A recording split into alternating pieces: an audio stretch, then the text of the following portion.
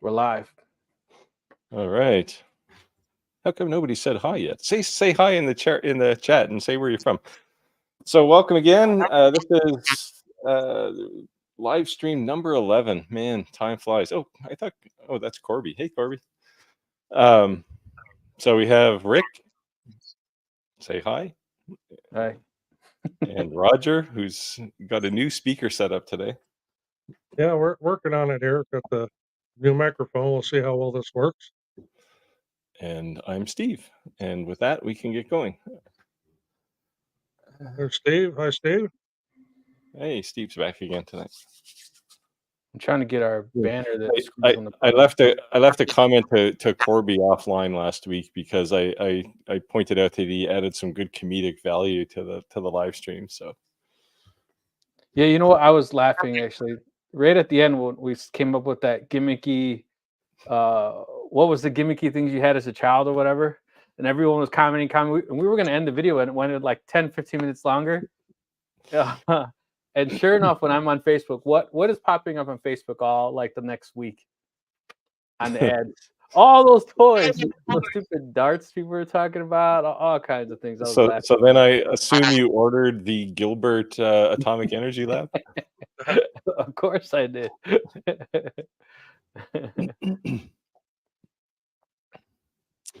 All right. So what do we want to talk about today? Waterville, Ohio. Oh, Westerville, Ohio.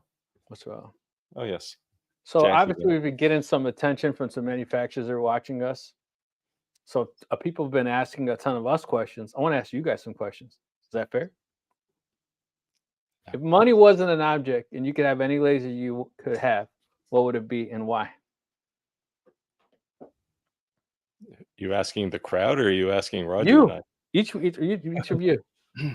Well, one of those Ronald Reagan Star Wars lasers would be cool. Oh, yeah. Space Wars. I actually worked for a laser company and we built these. Okay, you gotta mute, man. Let's see who it is. We built these 1 joule lasers. They were gigantic. Who's Roger? It's Roger because I'm not Roger. He's got his headphones on. Watch. It's gone. Is it? It's gone. Yeah, Roger. Because I muted him. Oh, Roger. How are you doing that? Well, how do I mute him? Or what? I don't know. I don't know. Maybe you have to go back to your old microphone. I don't think I've got my computer speakers on. Anyway, we built these 1 joule lasers. These things were like, we built them in a gigantic wooden crate. Like they were so big. And Lawrence Livermore, Sandia National Labs bought 3 of them. And we'd only sold 4 of them. So it was a big deal. And I went out to install the last one. This is back at the end of Reagan's era. And he said, I said to him, like, I go into this place and it's basically an airplane hangar. And you walk down the middle of it, everything is covered up in this place, except for our lasers down at the back end. And I basically get the 3rd one up and running. And I said, okay, I got to ask. I know it's all top secret crap, but what are you using these things for? And he said, well, you see your lasers back here. I said, yeah. He said, those are the spark plugs for my laser. He said, and he puts his hands out. He goes, the rest of this is my laser. I said, what are you doing? He said, well, we're supposed to shoot down airplanes. I said, does it work? He said, no. Oh, man. That's crazy. But they called it, they used to have to call the power utility in Albuquerque. Anytime they wanted to fire this thing, it had like a 25 nanosecond pulse. And every time they wanted to fire it, they had to call up the power utility to say, hey, we're going to shoot this thing, because it used like 4% of the output capacity. Well, basically the input requirement for Albuquerque. This one pulse, 25 nanoseconds. It's like, holy cow. That was Rocket Ronnie Reagan. He was awesome. Hey, Corby, I'll keep you in my praise, brother. I hope everything works out for you.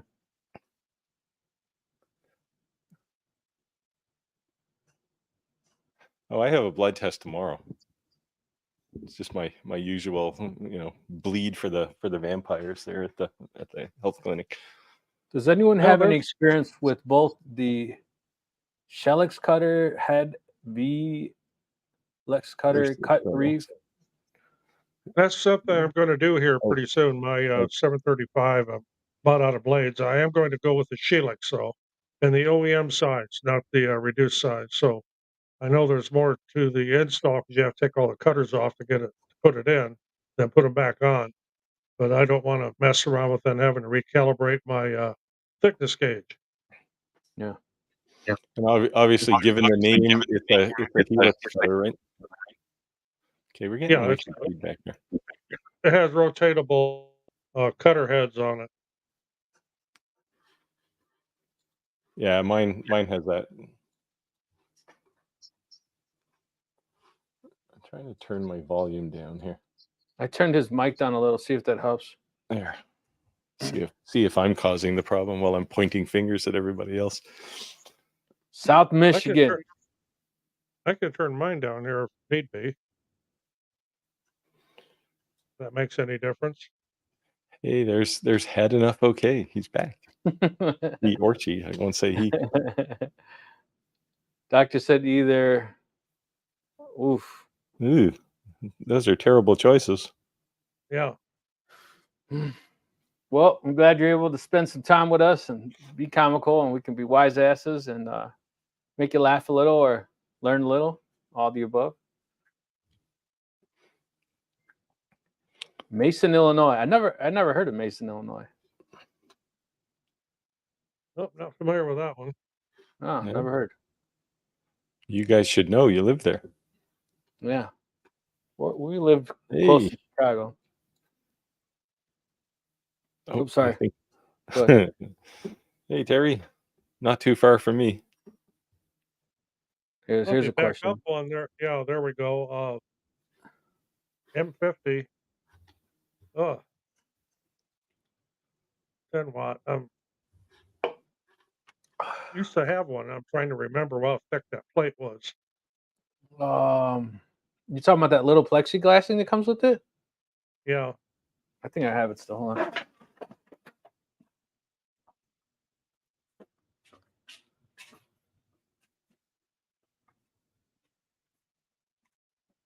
I know it's not a whole lot. It's just a few I don't know, maybe 5 millimeter or. Yeah, most Yep. of them are 3 to 6 millimeters from the. This. You're talking about this, right?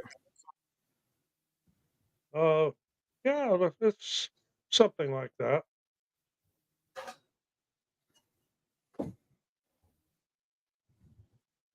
It should be on their website. It's like nothing. You know, I'll just here. Need some calipers. Yeah, that's what I'm gonna grab.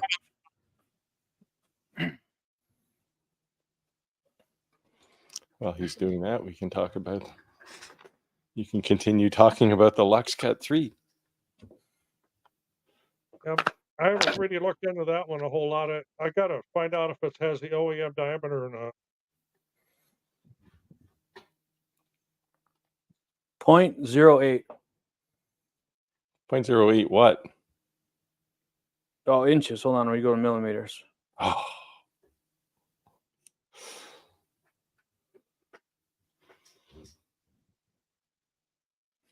Yeah. 2.1 millimeters. Wow, that is tight. 2.1, 2.2. Well, that one's pretty thin. I have to see if that laser is even up here.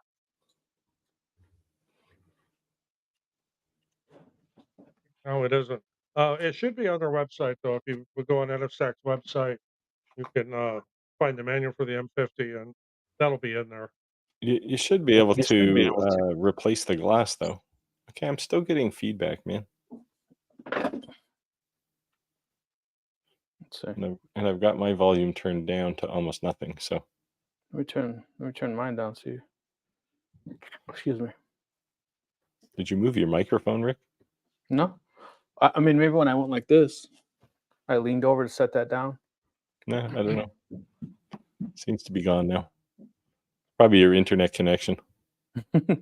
I closed everything out. I got nothing else open. Yes, very close to material and non-removable glass.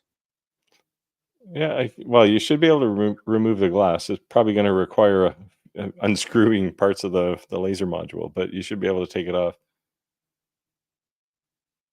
Are you guys looking extremely damper tonight? Well, I have a collar. Oh, I guess both of us have a collar.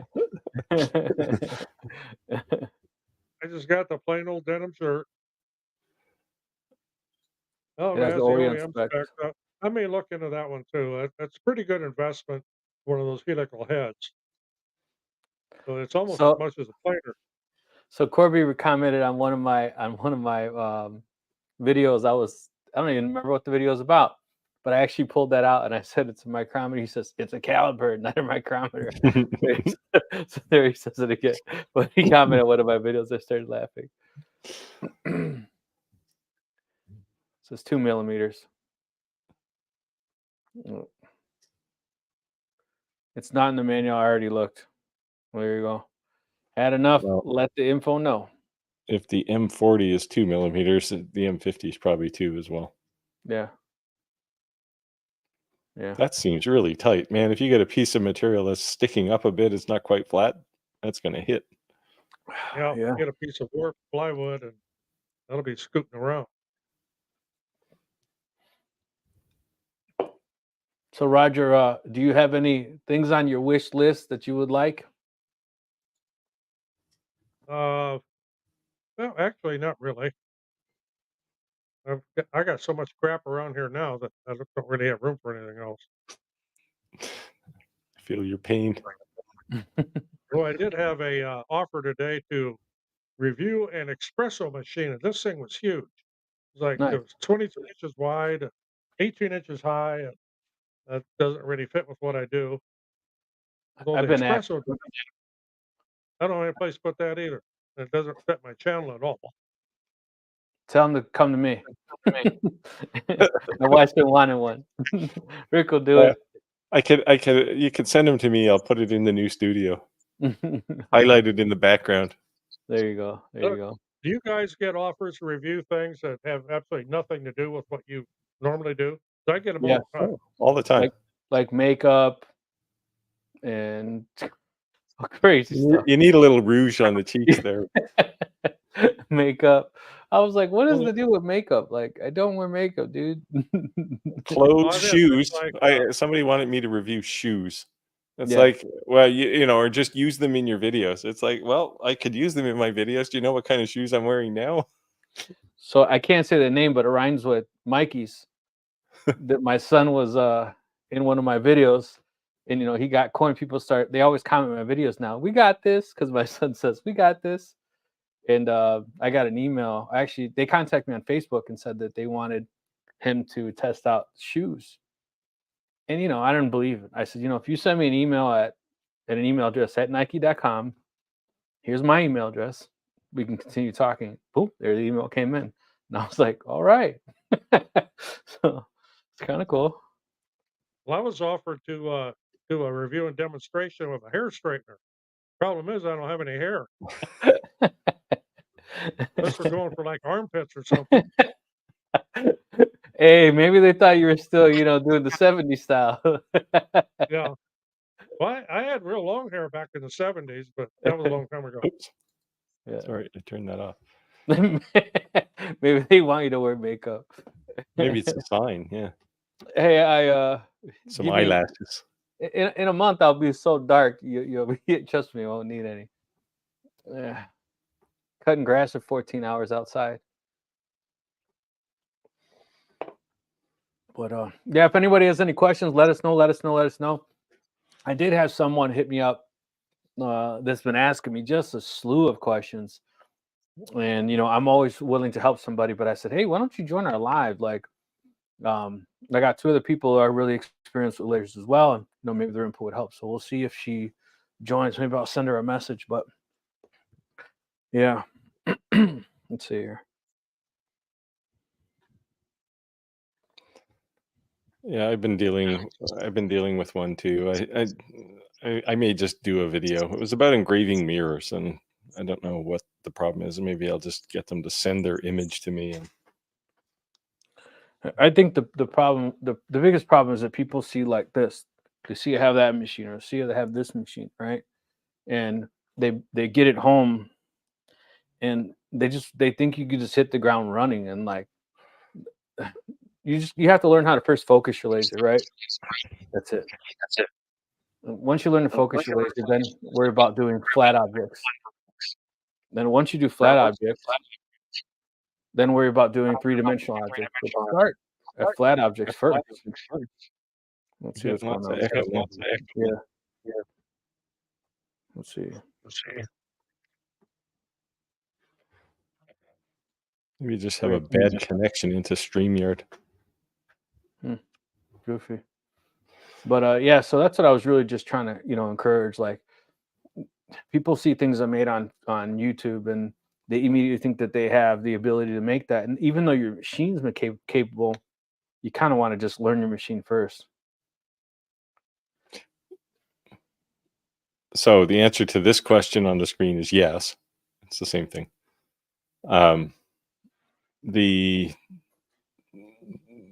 The challenge with people, I've seen it too, and I mean, I spend a lot of time explaining to people to try and, rather than just say, well, here's the answer to your problem, is just to say, what have you tried, right? And let's talk about that and just see how your thought process works. But yeah, I see the same thing. It's, people will just like, I mean, if you buy like this P2 behind me and you expect that you're going to be up and running and cutting, masterpieces in a day, it's just not going to happen, right? You gotta learn. And sometimes you learn the easy way, sometimes you learn the hard way, and it takes time. Engraving mirrors is badass. I haven't done it yet, but I really want to. Both these guys have, not me. If an engraved mirror is backlit, it can be very, very striking. I don't have that up here, but I just recently did a project that I'm going to be posting a video on making a backlit engraved mirror. Yeah, it's I don't engrave mirrors myself very often, but I don't know. I see the appeal, but it's just not something I want to do. Cool. So when I eventually get a laser, I'm going to rehash all these questions again. I'll bring them on, Corby. The hard part on disability is getting the laser with limited cash. I can see that. I say start with smalls and make money. Everybody always thinks you got to make these big, giant, extravagant wood projects. Start with smalls that will sell easy, and just start flipping the money, man. Yeah. Yes. Start with something like this, which is a keychain, as opposed to something like this, which is a fairly gigantic inlay of acrylic. This took about 3 hours to make. This takes 2 minutes. Cool. Yeah, so I got these at Hobby Lobby the other day. Thought these are pretty cool. What is that? It's a tray of color tray. So on this side I have dog tags. The actual color of the dog tag is the thing. This side I have bottle openers. Oh, okay. So you get a little, like you said, little trinklets like that. Yep. It's easy to. I've stated many times on my channel that I don't make volume things, like generally keychains or coasters. I did these for videos, but it's a good way to start, especially if you have access to like flea market, yard sale type thing, not yard sales, but craft markets and places where you can sell high volume. It's a good way to get going. The other thing is that you don't always have to go after like huge customers, right? Start locally with your friends and family on Facebook, and then just go from there. Yep. And also the other thing is that your family and friends are going to be brutally honest with you, right? So if you're making something and it sucks, they're just going to tell you. So you don't. Rick, have you tried any new coin blanks? Any of the? Yes, man. If you go to my YouTube channel on my YouTube Shorts, I posted some 3D artwork. Man, let me see if I can. You can present from here. Yeah, let me see. Let me show you this. This is insane.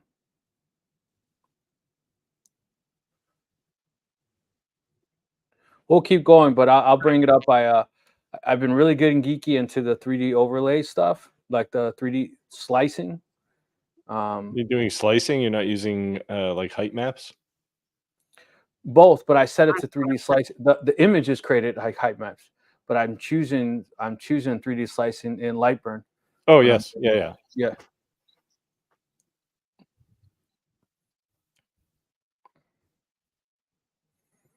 I hope it's just a scary Corby. Yep. Mm.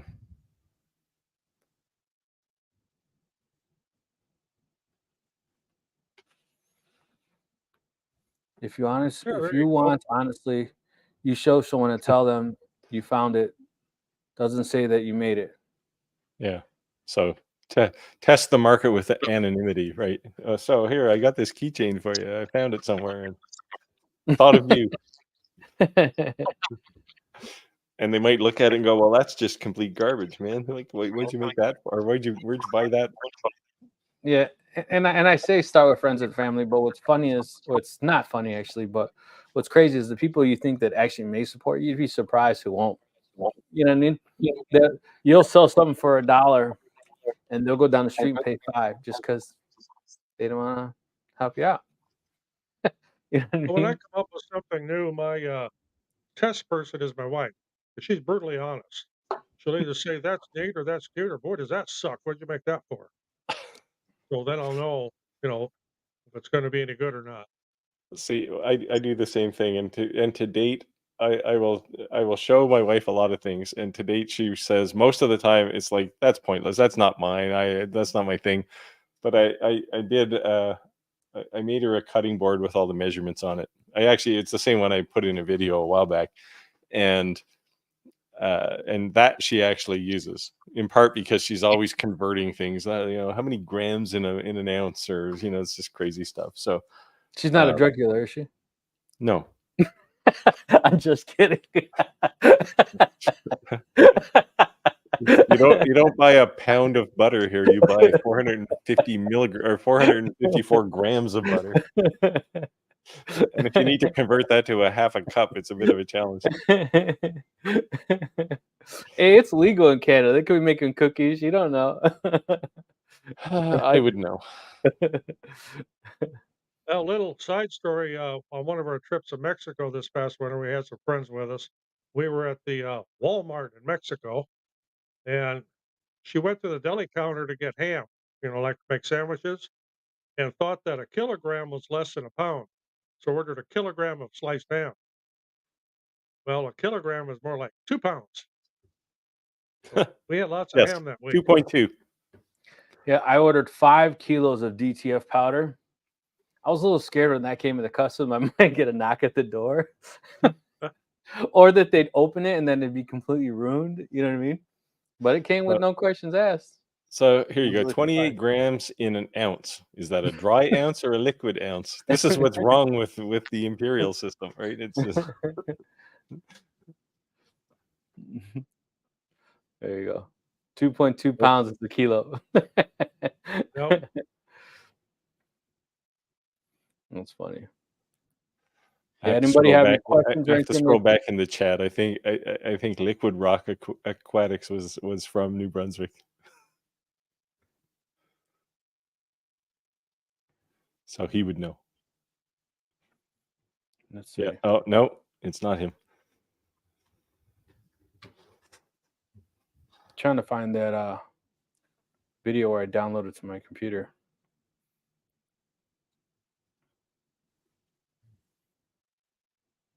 I actually make something that kind of looks like Legos. I can grab one here. These are risers for a laser, and they look like Legos because you can stack them up. You So I haven't been do have. sued by the Lego company yet? I do these for quite a few different brands too. This is one of my big sellers. That's why I've got 3D printers running most of the time. Don't have any running tonight, though. So I want to keep it quiet.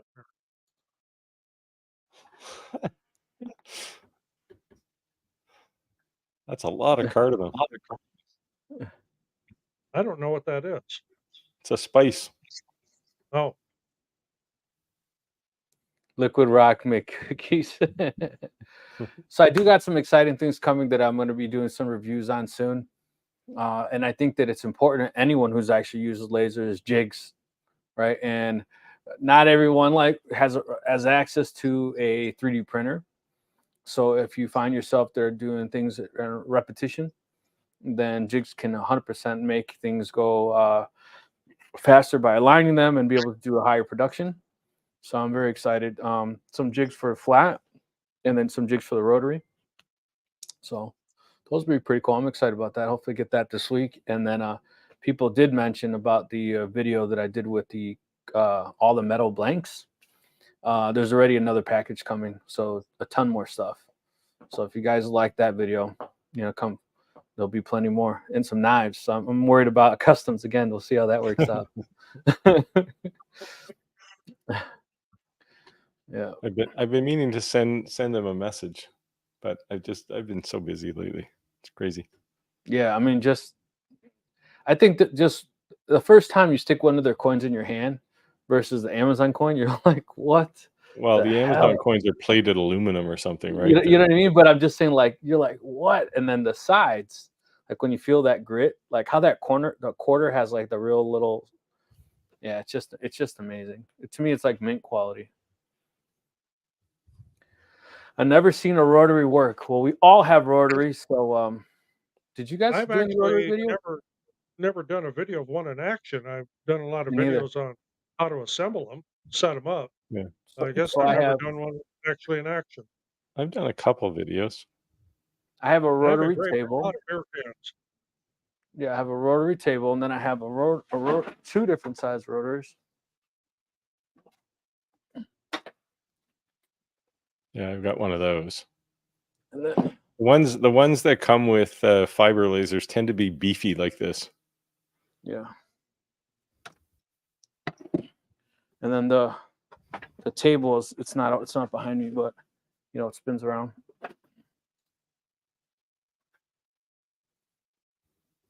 Another question. Thank you, Rick. I have a few different jigs. I got one for slate coasters. I got one for ceramic coasters. Um, got one for doing the backing on coasters for custom weddings. So yeah, I've got quite a few different jigs I've made. Here's one for watch bands. Nice. 10 at a time. Corey's gonna load us up with the questions. Yeah, that's good. I like questions. Yeah, that's fun. I Yeah. answer lots of Corby's questions. Yeah. They're always interesting. He's actually inspired me to do a couple more videos. So. Steve and I do occasionally when I develop recipes for my wife. She's diabetic, so I do some inventing. There you go. I'm on the other end of the spectrum. Oops. I'm always low on sugar and low on sodium, so I can have all the sugar and salt I want. Yeah, I'll find out tomorrow. I just eat what I want, even though I shouldn't. Well, I do too. I figure something's going to kill me, right? Like Yep. the last thing I want to happen to me is to be 95 years old, lying in a hospital, dying of nothing. I told my wife I'm gonna die of cancer. All the radiation we've been exposed to and the type of work we did. That's how I'm gonna die. I know it. Well, I worked in the atomic energy industry for 7 years. So you want to talk radiation? Yeah, yeah. I've only been irradiated once, and it was because I worked in a 4-story building, and I was on the top floor, but some bozo opened a source in the basement. A source is basically a can with a little lid, and when you open it, it shoots a beam straight up. And I happen to be 4 floors above it. All right, so we have some honesty questions. With all the people in the room, it seems like a whole lot of people actually have a rotary.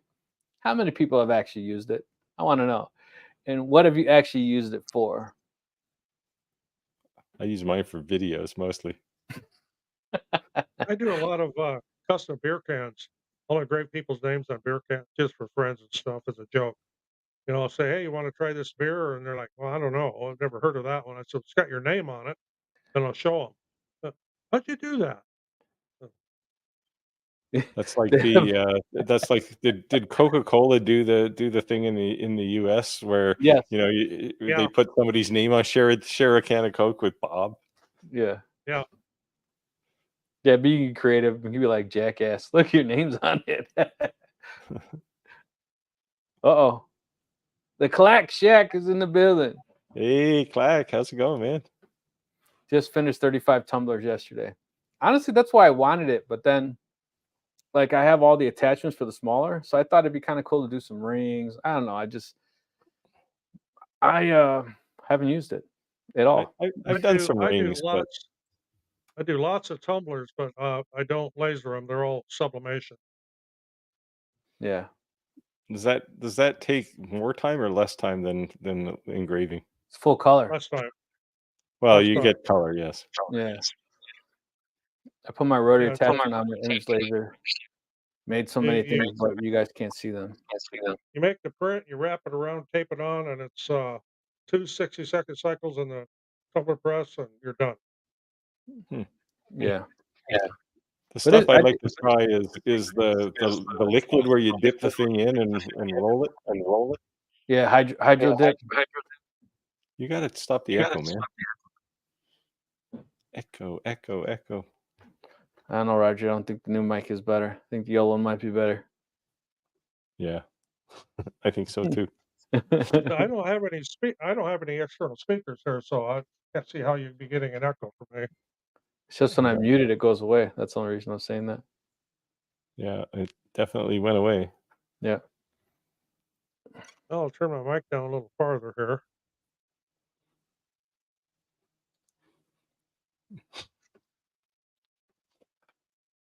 That make a difference? Well, no, it's just like picking up some almost. I think like it's I don't know. Comes and goes. Yeah, it's like I don't know. Maybe it's just you got a bad connection to StreamYard. That's another thing. I have a sublimation printer, and I've never made a tumbler. Geez, I know. I got an Epson 570, and I bought it because I thought my wife would use it because it'd be a lot easier than my commercial grade DTF printer. Just no. That was like I think it's like $4,000. Like that sucks. You got to make a lot of T-shirts and tumblers to pay for that. Yeah, I was like, man, I need to get busy. Yeah, I think we all do, right? I am busy. The problem is I'm always busy on things that aren't as fun. Yeah. Yeah, so I'm happy. I think that when you do these reviews, it's cool because like the manufacturers may want you to hit certain key points, and I think I'm at the point that, except for the longer B1, that I'm done. So I can just start being creative and doing the hell I want. I think the videos are a lot funner that way, right? Yeah. People seem to like videos about making things rather than review videos anyway. But right. I mean, it's cool to like know things because then you know if you want to buy it. But you're going to get more attention. From my perspective, they're easier videos to make than review videos. Take a lot of time, right? Because you got to benchmark, you got to do comparisons to other things. It's just a pain. But project videos, if I'm already doing something anyway, I just start recording it. Yep. Absolutely. Yes, we know. We know someone's got an input that's too sensitive. We think it's Roger, but. Can you just switch back to your headset mic, Roger? Look, I muted him. See how it stopped? Yes, it definitely stopped. Oh, no, it's there. I unmuted it. Oh, okay. Just be glad he doesn't have his 3D printers running in the background at the same time. Those things are so loud, man. I understand. I just mowed my front yard. We'll back at it. Mowed your front lawn. Where do you live? It is warm enough. You must live in Florida. Summer warm. Or Australia. Yeah, Australia. Yeah, guys, do us a favor. Go ahead and smash that subscribe button to each one of our channels and hit that like button. We would definitely appreciate it. If you're not already subscribers, do so. We appreciate the love. And all of our channels are in the little red banner flying across the bottom. Yep. All right, here he goes. Got the old one. Let me turn him back on. Yeah. Okay. That's better. Yeah, that's better already.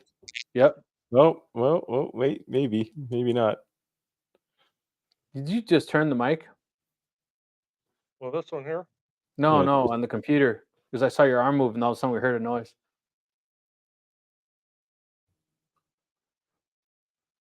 You still Hmm. getting feedback or an echo or No, something there? no. Tennessee.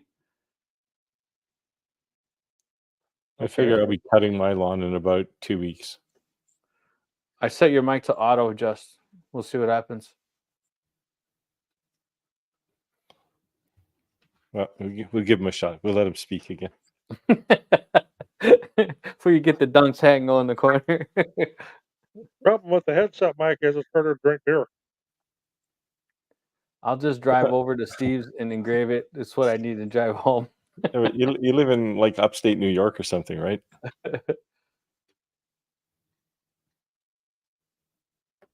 Molly, MK2 Rolly and tried mine once, and it's not my thing. Yeah. At the risk of insulting Rolly, I'd say maybe it's the laser. No, I mean the thing is, it's not for everybody, right? It's just some people grasp on and some people don't. And Yeah, if I think everybody too. had a laser, that would be terrible. Yeah, and I think too is like when you get a laser, it's okay to like see people's ideas. Like, you just saw Clackshot, he said, I made 30 tumblers. So it's okay to make tumblers. It's okay to make anything. But when you do anything, you specialize in something. And what I mean, like, if you're a person who makes things for schools teams, if you're a thing who does for business starters, just a unique niche. The echo came back. What was that? That was the echo. Did you see how our video changed? Oh, I just did that. Sorry. I was So like, dumb that happens for everybody. I was trying to look at things in a different way here. we look like the Brady Bunch. So a com marker 30 watt versus a 20 watt. I would take the 30 watt in the blink of an eye. Okay, we got to find the. I'm a Laura's mic though. All right, go ahead. I was going to test my mic and see. Can't be me. I just recorded video and it was fine. No, it's because look, if I mute him, say something. Yeah. It's fine, right? Yeah, seems to be. Maybe No, you should just reconnect to StreamYard, Roger. Pop out and back in again.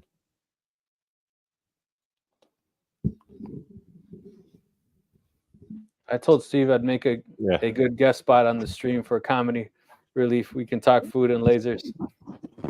In our quest to have a cast of thousands.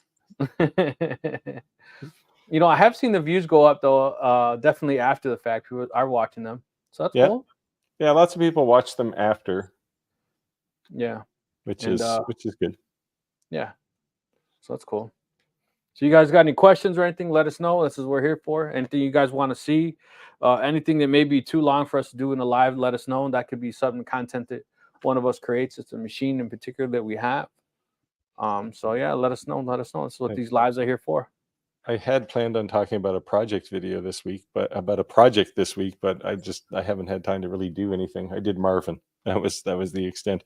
Marvin is a sticker, by the way. He's the biggest sticker I've ever made in acrylic. Oh wow. Yeah, that actually looks pretty cool. Yeah, it took longer to create the image to cut out because there's five colors there. And it was 6 colors actually. So it was hard to get everything shaped properly, but so I have a question. I normally wear I'm not wearing one today, but I normally wear that Rick's 2 cent shirts all the time. Would you guys wear shirts with your own logos on them? I do. I have. Would you? I did last week. Okay. I'm just saying I'll make you guys some if you want some. I got the ETF printer. Shirt with my shop logo on. I wear them around in the summertime. Yeah. Yeah, I'll make you guys some then. You want me to send you some artwork? Yeah. Just What email do you to me. want? PNG or Yeah. SVGs or PNGs? PNG 300 DPI. 300. Okay. All my channels get restarted mid-April. What do you mean? You have a YouTube channel too? Yeah, I think he told me he did. I think he has a fishing channel, right? If I remember correctly. Oh, I love him. You got to show the Marvin guy again. Oh. He's all acrylic. I did a little glossy chrome on his helmet and his shirt here, but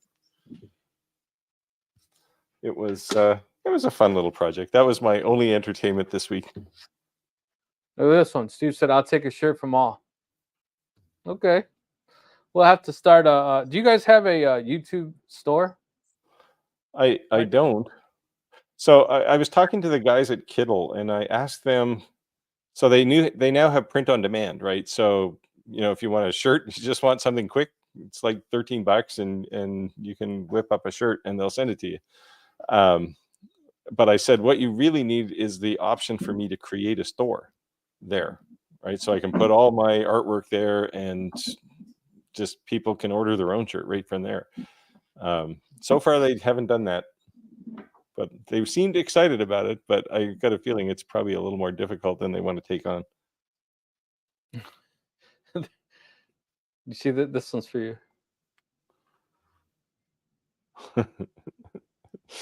I could put them on a bigger sign, I guess. That's actually that I think is the image from that statement where he says, "Have you seen my PU-35?" I have something I want to engrave eventually. It is big. How difficult is it to make plywood squares engrave in a portion of a picture and do the separate piece and get it lined up? Well, if your laser is open frame and you have space underneath to slide it through, you can do it in sections. I've done that before. Now I have a great big one I can do giant things on, but that's what I used to do with like 4-foot long port signs. Would engrave half of it and then slide it through and then do the other half. You have to do some careful alignment, of course, but it works. It works. Yeah, you can put some put some crosshairs on it to position it, but use like blue tape. So you just do a light engraved crosshair on a piece of blue tape and then move it and align it on that. And then when you're ready to engrave, you can pull the blue tape off. Yep. I've done that too. But you do have to be, if it's a big image on a single piece of, like one single image that you're maybe doing 3 or 4 positioning on, you have to be really, really careful with the positioning. It's going to drive you crazy. I'll be honest. Yeah. It's hard. Or do the intentional on lines where the image would butt up to it if the artwork has anything like that by chance. Yeah. Yeah, if you can find a good parting line if it's an image, find a good parting spot and do it in 2 pieces that way or multiple pieces. Yeah. Yeah, I had to do that on my CNC because I had somebody who wanted a door made, a full-size door, and I can't do a full-size door on my CNC, so I had to chop it in half. But it worked out all right. It was actually the door to the Mines of Moria. It was kind of cool. It ended up to be a fun project, but it was a full-size door. That's cool.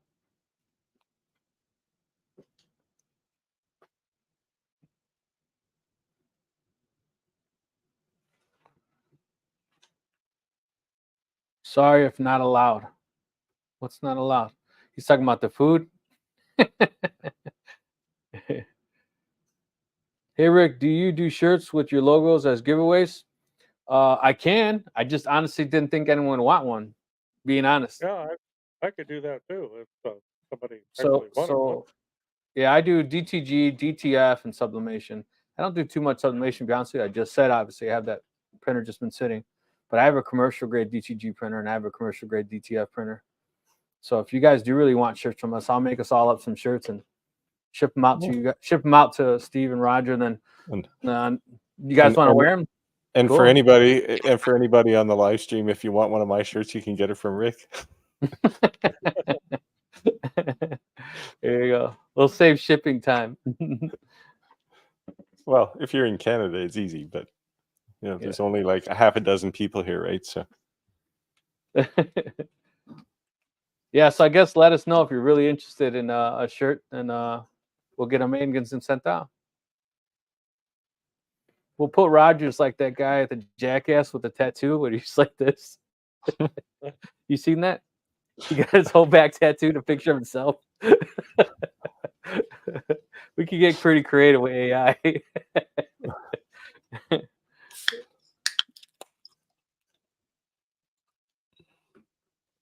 I ran sweatshirts with my logo on the spring once upon a time. Sold about a half dozen and a half. Not bad.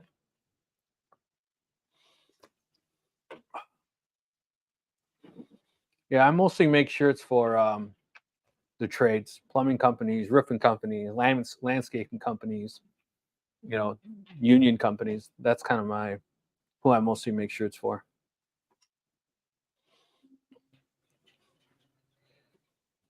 Teespring. I do shirts, but I probably don't do more than 5 dozen a year. It's not something I pursue really.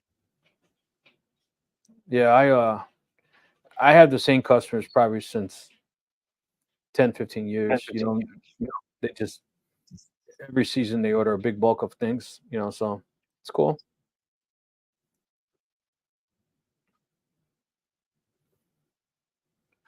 Yeah, so anybody have any questions, anything they want to cover?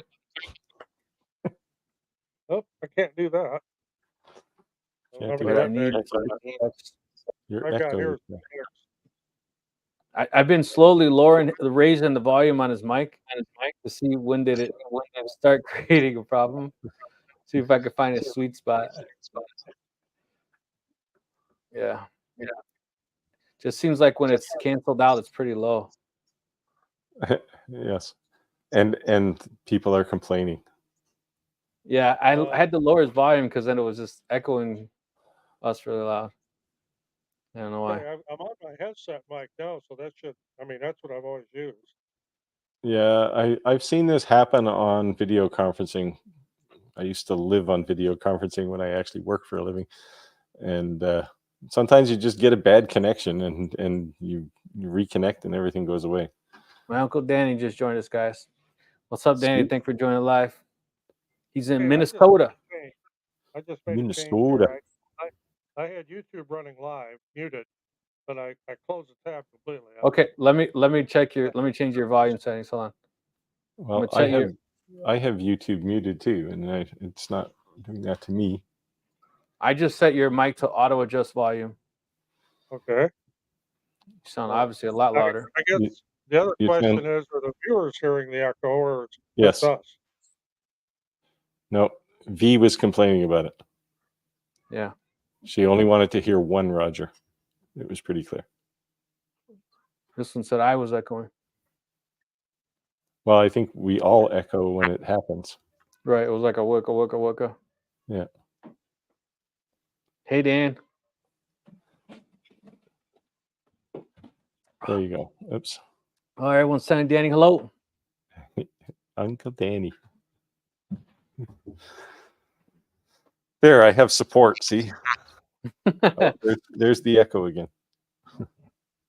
Yeah, it seems like the way make it go away, I have to make Roger's mic pretty low. Maybe he just needs a big tinfoil thing over his face. I think it's just your connection to StreamYard, I'm sure. All right, Roger, they want you to sing me, me, me, so they know if it's echoing or not. Yo, me. I don't have my soundboard connected now, so I can't make the reverb and the echo and everything with that. There's no soundboard on there. Well, we'll deal with it. Sorry if Roger sounds a little low. I had to lower him down a little bit. Otherwise, she's echoing a little bit. So take him down a peg. Yeah, he's echoing again. Well, I can make one more change. Mute my mic while I do. I muted him. Okay. But he can still hear us, so he can't talk about him. Corby has never had this happen. You have not lived, man. This happens to me all the time. Yeah. Yeah, I take Zoom calls every day too. Yeah. I don't do too many now. Just somebody wants to have a conversation about something. He's back. Give him some love. Hello. There, try it now. Can you hear Yeah, us? well, All right, let me adjust your mic. Hold on. Your Yeah. mic is set to auto adjust. So it should say Test. something. Test. Seems to be okay so far. Speak Okay. to me. Talk to me, Goose. Can you hear the words that are coming out of my mouth? And now Roger's speechless.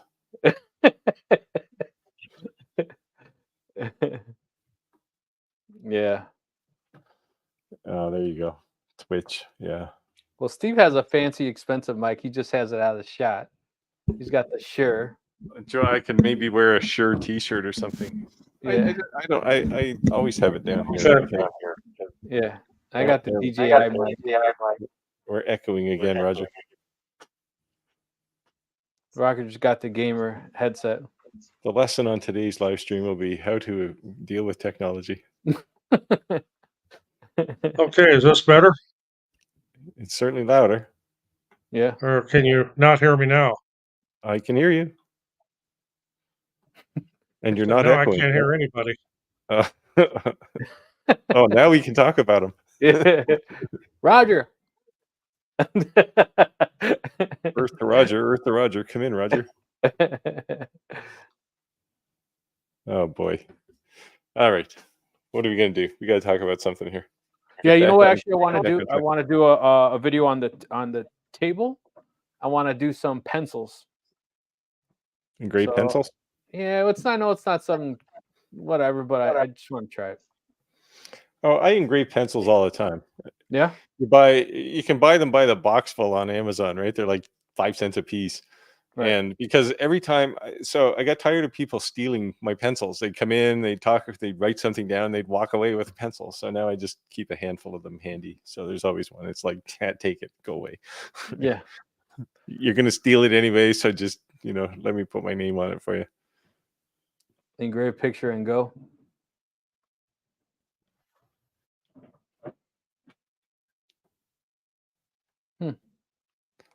Okay, can you hear me now? We can. Yep. Suddenly sounds like an AT&T commercial.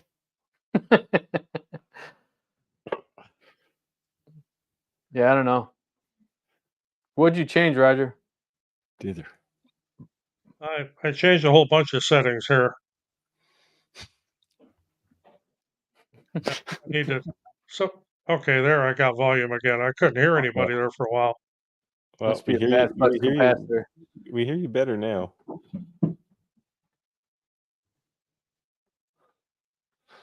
Yeah. I connected through my soundboard is what I did. I rearranged the headphone mic here through my soundboard. So we'll see if that makes a difference. Well, yeah, a lot of people are agreeing that it's probably your flux capacitor. Yeah. I got to make one of those. Just have it like sitting on my shelf back here. Or maybe I'll put it in my new studio. So I went to the Volvo Museum in Illinois. Have you guys ever heard of the Volvo Museum? I thought every Volvo was a museum. No, it's actually Volvo. Like they own majority of the cars that were in movies. Like Gone in 60 Seconds, Fast and the Furious, all the Batmans. Like just insane. Like insane. And I told one of the workers, how often you just get a high roller to walk in here and you just know he's rich, right? And he just walks out with a shit ton of stuff, right? And he goes, once a day. And I was like, what? He's like, from all over the world, once a day. You see somebody walk in, you just know they're loaded. And they leave with 10, 15 cars and all kinds of stuff. Normally a semi-crate just being shipped somewhere. I'm like, holy cow, man. Just insane. Who uses pencils anymore? I don't know. I guess people in the trades. Yeah, shops. Yeah. I use pencils. There's one right here. It's even got a logo on it that Rick should recognize. Yep. IBEW 145. from the I got a brothers. T-shirt underneath that says the same thing, but it's under here. So who else engraved a pencil? Am I stupid wanting to engrave pencils? No, I I engraved did it them. I told once you. just to do it, just for fun. Yeah, I'm gonna try. So you're going to use a fiber laser, right? Yes. Let's see if I have one here.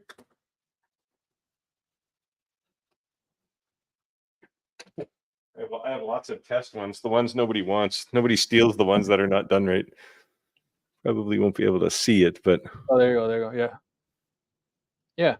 I'm still. I've still been meaning to try what the X-Tool guys did with this P2 and engrave their logo on a toothpick. I tried it on just like a coffee stir stick. It worked okay, but the problem is it's so it could be anything, right? Like even Right. in X-Tool's video, you have to squint pretty hard to go, yeah, that's X-Tool. That's what it says.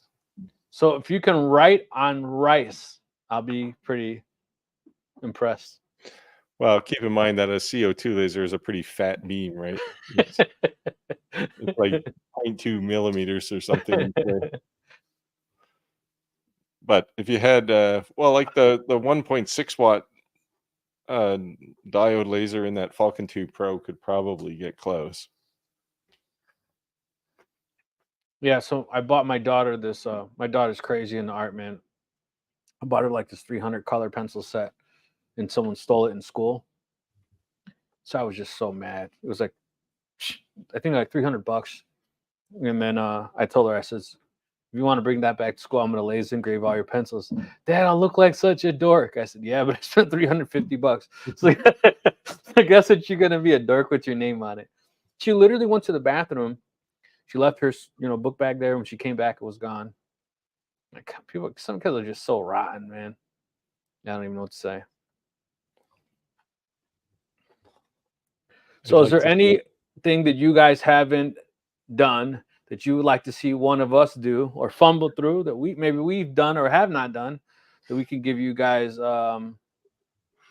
input on? Let us know. Yeah. We can make a video on one of our upcoming videos. Now's your chance to make us look really dumb. Or dumber, I guess. I always tell my wife, she's like, why did it, how is it worth it? Because sometimes, when's the first time you did anything right? It's like, it just takes you way longer, second or third time, you kind of bang it out like nothing. But first time you do anything takes you longer, especially you're kind of making it up on the fly. Yeah, but that's what makes it fun. Yeah, absolutely. 2 Vipers and 5 old school Corvettes and Jaguar on their floor. Yeah. Go to. I wouldn't mind having a Viper. I always like those. Yeah. I want like a 96, the one that's like cobalt blue and white race. The pearl white racing stripes was made specifically for the SRT racing team. Man, I would love that Viper. What is the hardest wood you've all worked with? Osage orange for me. I know there's harder ones than that, but boy, that is something that's really hard to work with. Bubinga is pretty hard. I've used quite a bit of that. Lignum It's vitae is actually- really hard.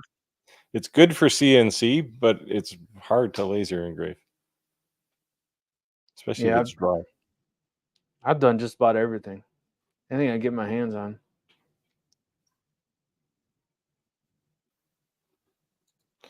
There you go. Clack's been holding out on us here. Can't remember when Vincent or Clack engraved a toothpick with a diode. Are you still in the live, Clack? What's with this with the toothpick? He's trying to show us up. It's like getting your name written on a grain of rice at the fair. He's trying to show us up. Now we're gonna have to put toothpicks on the table rotary. But like, beat this, Clack. So early in my career, I worked with ophthalmologic lasers. So you're basically looking through a microscope. And we had an open house in our company. And just for fun, I took a piece of aluminum, and it was right around Christmas time. Oh, there he is. And I drew a little Christmas tree, because you basically control the thing with a joystick. I drew a little Christmas tree, put little Christmas balls and a star on it, and it said like Merry Christmas. I think it was 1985 or something. and the Christmas tree was like 0.2 microns high or something. Like it looked like just a blemish on the material when you were just looking at it by hand. So you can do it. You just need the right equipment. That laser was about $300,000 of 1985 dollars. So I had a 57 Chevy. I'll have a 57 Chevy over a Viper. I guess it depends.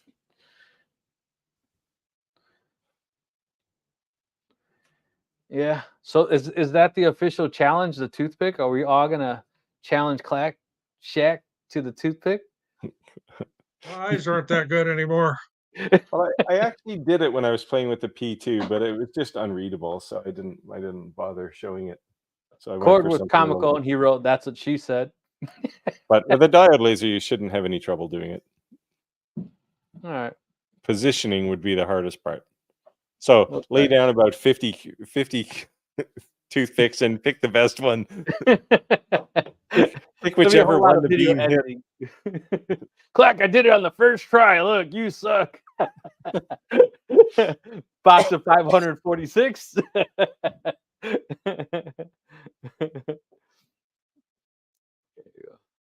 Barracuda 426 Hemi 1971 for me. Thank you.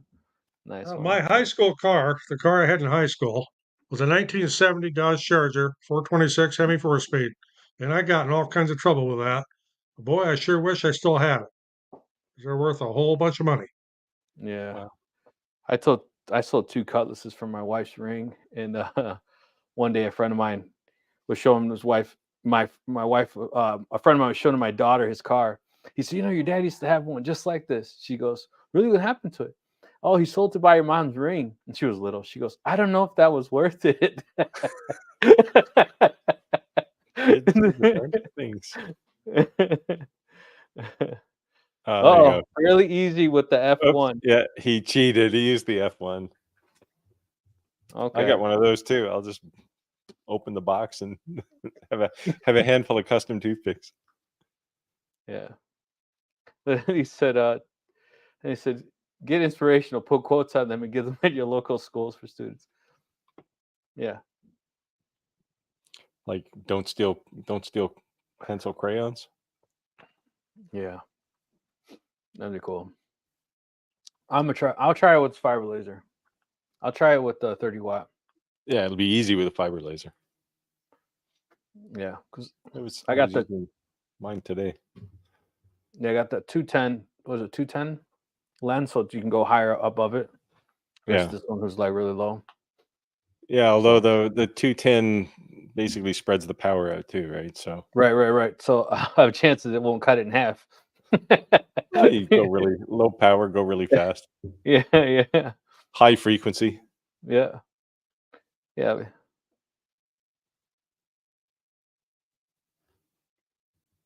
Old school muscle cars more than Euros. Yeah, I'm not really into Euros. I'm more of a muscle car too.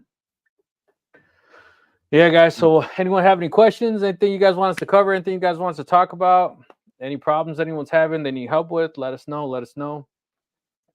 Appreciate you guys joining us. And we changed it to Wednesdays. That's instead of our Fridays because due to popular demand, people say summer coming up, they will be out and active. So a happy hump day is better to get some laughs during the middle of the week and de-stress, decompress from work. Lucky people. I remember going outside. It's been a long time. I never seem to have the opportunity anymore. Too busy. Yeah. Am I the only one that Amazon's at their house 2 to 3 times a day? So the Amazon guy knows my name. Yeah. And I know his name, which is way worse. Yeah. Same with the UPS guy. He used to deliver stuff to my house, and I said, no, deliver it to the workshop. If it's bigger than this, it's for the shop. So now he backs right up to my door here, and he was grunting away. Well, he brought this laser, and this thing weighs 100 pounds, right? And he came in and he said, can you give me a hand to take this thing off that truck? But I know his name too. That's funny though. That's funny. It's when UPS delivers here, they know exactly where to put it because we have a UPS daily pickup. so all the drivers know me. But when FedEx delivers, there's 7 different places they will put it. So it's always a treasure hunt. I have to like look around the house and look around the shop, and actually 8 if they actually put it inside the door of the shop. But it's always an adventure. You have to go read the delivery notice to find out where they put it. Yeah, my house is weird. I have 2 front doors and a door on each side of my house. So it's like I do too. I don't know why I have so many doors. I don't know. What I really don't like is when FedEx leaves a package in front of the garage door to the house. We have 2-car garage there, and if it's something small, my wife would leave with her car. She would run over it. Dan said, "What are you guys? What are you guys doing? All the same, or all different lasers or wood?" So we do have some of the same lasers. Yeah. Keep going, Rick. I do wood and glass and slate and ceramic and kind of whatever strikes my fancy. So I've definitely been, I already said I'm big into the apparel besides woodworking, and with the fiber laser, I want to start adding that to the apparel. So I saw these jeans. Not trying to get weird, but these jeans have like these normal like lines in them, or they come with like the wrinkles versus like dark denim.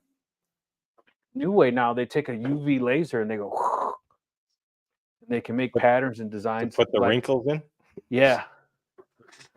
I just throw them in a pile. Yeah. So I've been this was today's project. It's not quite finished, but of course you can't see it. Oh, that's cool. What does it say? It's a memorial sign. Somebody wants to put one on a bench. Okay. Very cool. It's so I cut the brass out on my CNC and then used fiber laser to engrave all the text. Nice. That was today. I put that project off for about 4 months, so I figured I better get it done before the guy who wants it dies too. Oh. Check your email. Black sent me an email. Uh-oh. Oh, look, he did it. Wow. That's looking pretty nice. I'm going to need a longer toothpick, though. My channel name is longer. That was on the F1, right, Dave? UPS left my son's diapers on my neighbor's lawnmower trailer. Yeah. Wow. We have a neighbor that lives across the street, and her address is 1 digit different than ours. We have an odd number or even number. She has an odd number, and she buys a lot of stuff on Home Shopping Network, and we invariably get her stuff. And I have to take it across the street, drop it off. Hey, Clack, is that a UV laser? What kind of laser are you using? No, diode. The Diode? F1 has a IR laser and a blue diode laser in it. Oh. That's a little more impressive than if you'd used the IR laser. That's cool. And do you have like a garbage bag full of old toothpicks that didn't quite work? Oh, he's giving his settings out? No, that's the frequencies on the laser. 450 is the diode, and 1064 is the IR.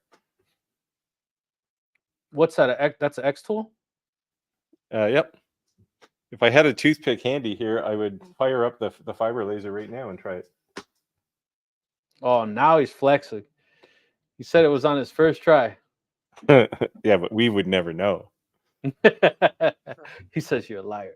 Can you trust those good old boys from the South? I don't know. I don't have a toothpick. Otherwise, I do it right now on the fiber laser. Oh, you guys got all the X tool sponsor. I never happened for me.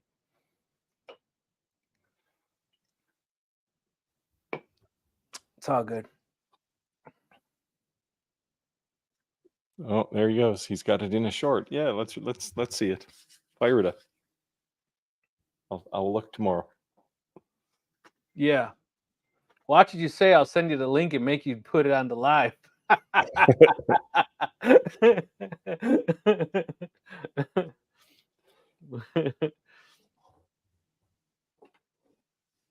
Okay, what is the most budget laser that will do templates and decent engraving? Bottom line. What kind of templates? Like Mylar or wood? Yeah, it makes a difference. Metal. What are you talking? Hey, Chris, where are you joining us from? And just out of curiosity, what channel are you watching us from? Because we are meshing all 3 channels together. It looks like do you have Instagram tied in here? I have, yes. The logo is a little chain link, so it's hard to tell. Yeah, and I have, and we're also live on, what is it? Formerly known as, it's not Twitter no more, it's X. It's a disaster is what it is. We're also live on X. X marks the spot. Oak Island, New York. Hey, I live near Oak Island, Nova Scotia. Yeah, that's Is crazy. there, I still is want to there go see pirate it. gold in your Oak Island? I still want to go see it one of these days. It's it's not much to see. I know. Just it's like going to the Grand Canyon, right? You're like, okay. No, it's nothing like the Grand Canyon.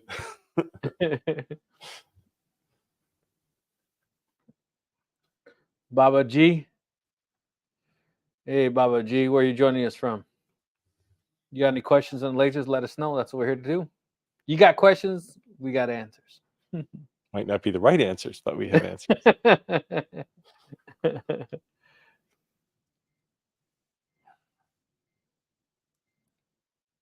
So, Roger, this is the first time I haven't heard your 3D printers blaring at full speed.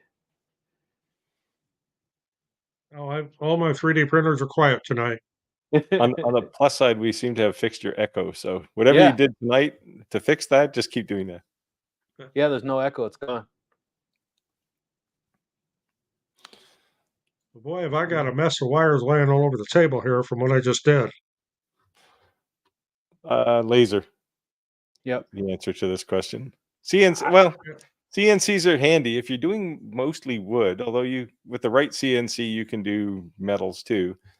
But lasers, first of all, they're cheaper. Yes. And you can generally, if you want it for business or something, you can generally get going faster with a laser. Yeah. So a little bit less learning curve with a laser. Yeah. I would second both of your comments. I would say that for the money, you can get a high-end laser, and to get a high-end CNC, you're going to be way different ballparks in money, right? Yeah. So yeah, a good high-end laser is what, $1,000. Yeah. A good high-end CNC is several times that. $7,000. Yeah. Yeah, they'll start at 4 maybe and go up. I don't know. The way they get you is they call it a la carte, right? Yeah. A CNC is a table. Clack bought himself a Shapeoko. I looked at those when I bought my Onefinity, but I don't know. It's just, yeah. I like the fact that at the time, I think Shapeoko's changed now, but at the time, they were using belts to move things around. It was very old school laserish. And then the Onefinity came out with these gigantic guide tubes and ball screws and stuff. So it was just a much better design. But I think Shapeoko's changed some of their designs. I don't know. Clack, if you're still on, you can say, hey, I've still got belts. I don't know. Thinking about getting an X-Tool CO2 or the next step up from X-Tool. Any suggestions? If you want an X-Tool CO2, it's only that one, the P2. It's a nice laser. I like it. That's what I use to make Marvin. I'll flash my gratuitous project once more. Do you have an affiliate link or a promo code or a discount code you can throw in the chat for them? For the P2? For the X-Tool? I do. There you go. Throw it in there. If you guys are interested in purchasing a X-Tool, use Steve's affiliate code. It won't cost you an extra dime, and it'll support the channel. And that's what allows us to continue to make these type of videos. So we would appreciate it. Yes, show some support, show some love. And to be clear, YouTube has not bought me a lunch yet. Oh man, I got approved to be on the YouTube board. Have you seen it? Did you get that invite? I usually ignore most of that stuff. I did see something fly by not that long ago. I seem to recall something too. Actually, it was today. I didn't even really read it. Twice a month, they said. Something, blah, blah, blah. I was at work when I got the approval. There's 2 of them, 2 links. One for the UK store the UK store, and one for the US store. And if you don't live in either of those countries, there's also one for the German store. But So I think if you have an iPhone tool. and you screenshot this, it creates the text into an automatic hyperlink, if you didn't know that. So even though it's technically not a hyperlink, if you screenshot it, your phone's smart enough to know the link, and then it'll automatically link. Yeah, the photo tool on Apple platform, you can just highlight the text in a photo. Yep. Which I think is like très cool. Like that's just a really neat feature. Yeah. So here's the other one.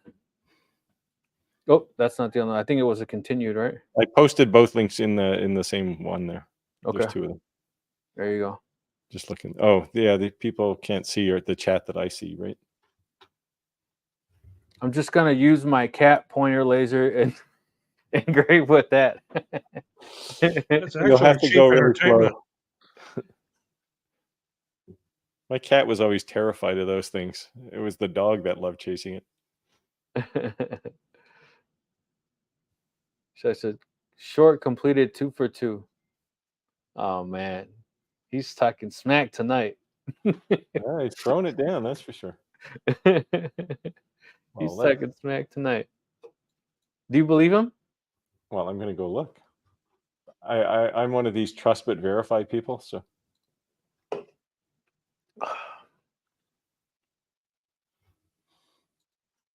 Did he do it? We're verifying, Clack. I was never a very good typer. I wrote a billion lines of source code, but I could never really type. Oh yeah, go to his channel. So we got a question here. Can you engrave on aluminum? If it is anodized, yes. Yes. If it's just bare aluminum, not with a diode laser.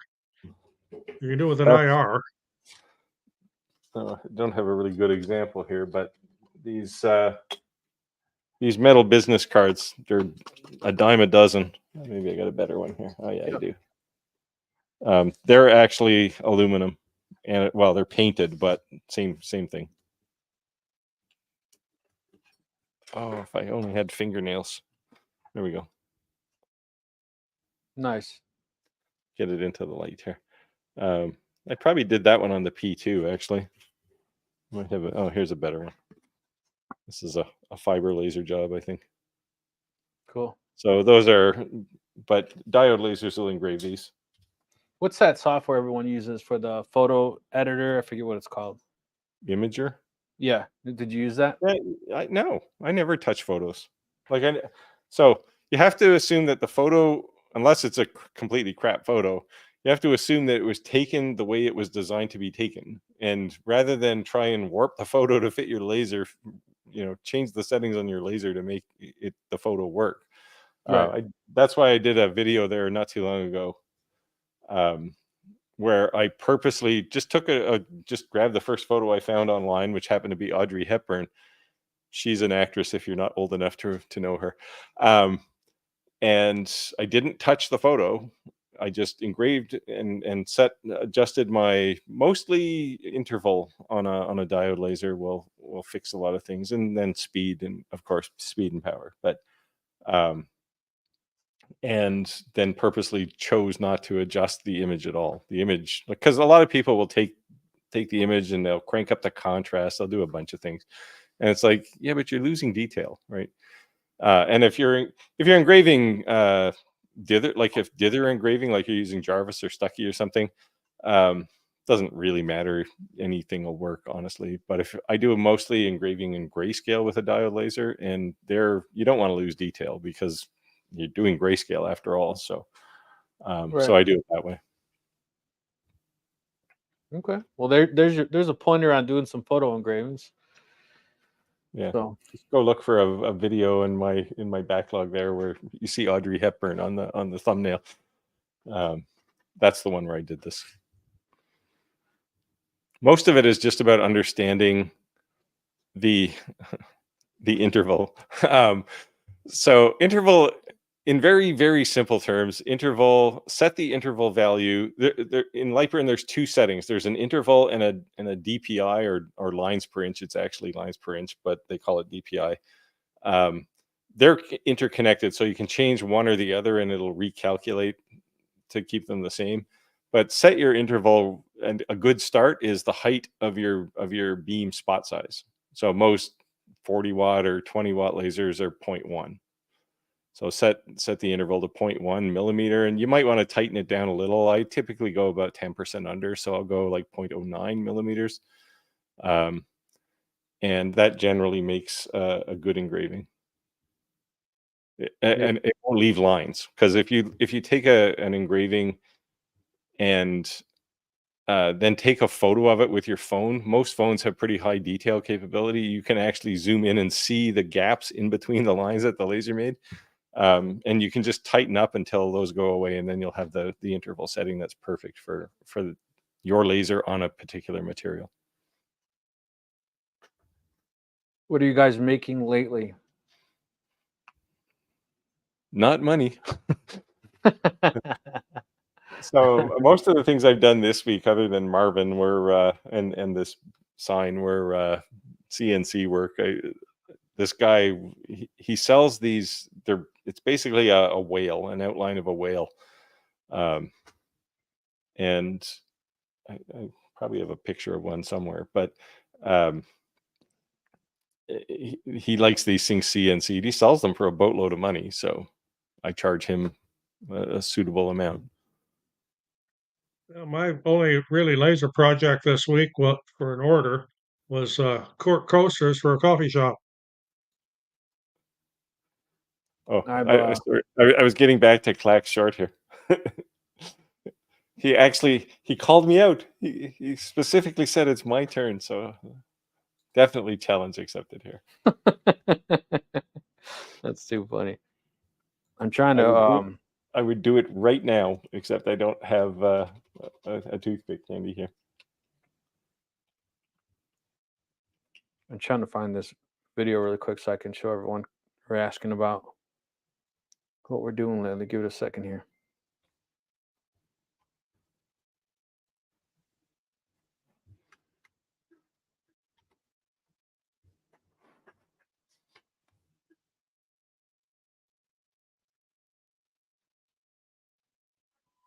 Yeah, the advantage of the well, most of the X-Tool products now is they have cameras in them, right? And the cameras are actually really accurate. In the P2, there's two cameras. There's one that takes a picture of the whole workspace, and then one that you can zoom in very specifically on what you're trying to work with. So the precision camera is actually really precise, like within fractions of a millimeter. And you can do the same thing on, I think the F1 also has a camera, if I remember. Yeah, the S1 has a camera. Yeah. No, the S1 doesn't. We Create does. Yeah, S1 doesn't have a camera. It's the only one. I don't know why they didn't put a camera in it, given that they already had the technology. I know there's been people squawking about these Chinese lasers and 3D printers and so on that have the cameras in that let the people in China spy on you. But what the hell are they going to look at? You know, it's, Well, they might take a shine of some of my tools back here. They're gonna send someone all the way to China to rob your house. All right, let's see if I can share this now. All they're going to do is steal a bunch of their lasers back.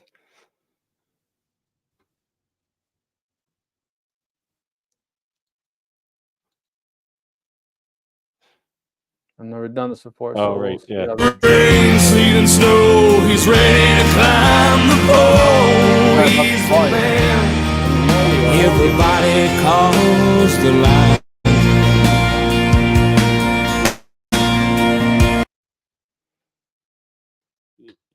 You killed me two ways with that.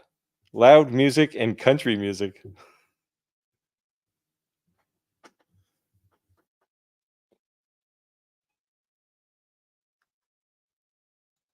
That's a neat design.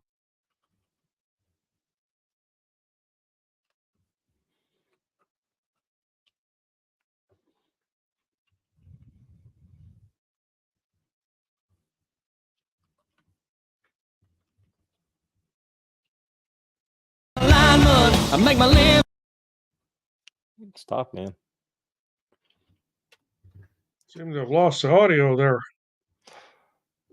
Hopefully that wasn't an accident. I tried to kill the audio so it wasn't playing the music, sorry. I don't know what you guys think of that. The design is great. The music was terrible. It's a Lyman song. Roger liked it. It's too country, man. You guys been going through Lightburn support, no happiness.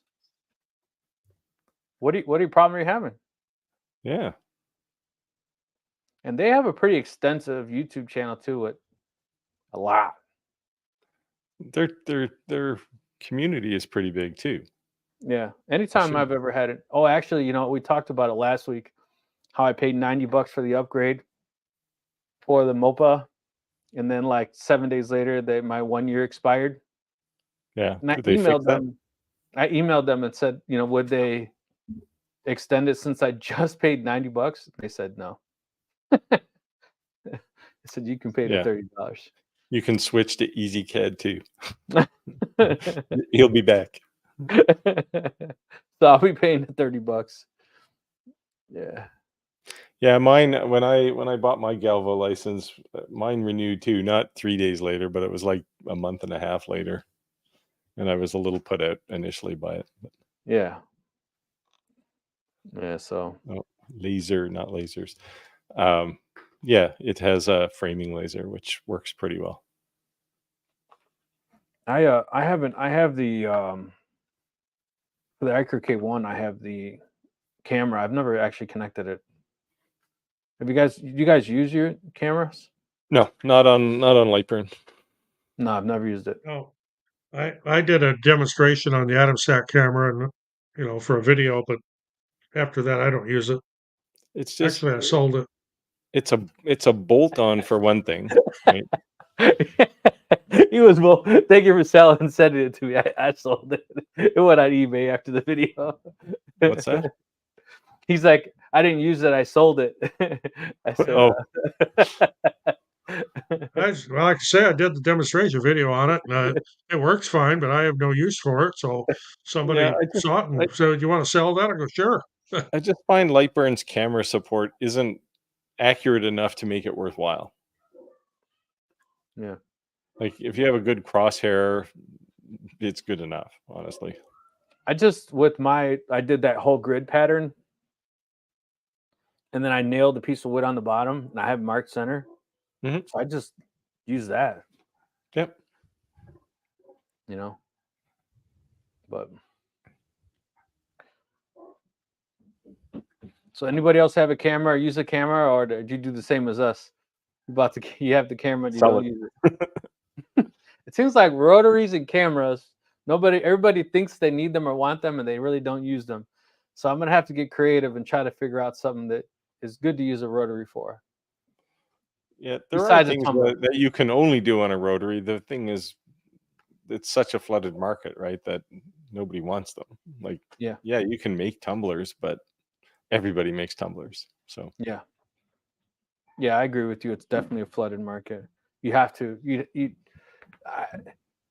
it's a flooded market to get into, but I think if you have an existing customer, they were getting it from somewhere else and they're already doing business with you, it might be something you add. yeah, so Clack uses a camera, but he has it in an enclosure. So if it's bolted to the roof of your enclosure, then it's just there, right? So, Right. But most of them have these weird mechanical arm things, and it's just a nightmare. So That's Yeah. the way They're the not Atom very Stack stable. was. I didn't want to deal with it. Yeah. Yeah, I got 3 or 4 of those cameras sitting in boxes. They work, but it's like, but it's just it's ugly for one thing, and it just kind of bounces around, and it's not very good, not very accurate. Now, some of that is Lightburn. Their alignment procedure is not all that great, but My camera in light always bleeds recalibration. Always needs Yeah, they recalibration. go out of calibration real easy. That's Yeah. what my experience was too. That I do use cameras on my 3D printers, but that's just to monitor them, so I don't have to actually be here. So I check them once in a while when they're running to make sure I'm not making a pile of spaghetti. There's a market. Drumsticks. For local Yep. bands. I saw people and I got someone mad. They were using a rotary tool and they were using those stretchy rubber wristbands. And I said, do people really wear those anymore? Oh man, dude, I got attacked on Facebook. What are you talking about? If I go to Walmart right now, I bet I see 15 people before I walk out. I'm like, whoa, calm down. I was not like making fun of you. I was making a An honest assessment. honest question. Yeah.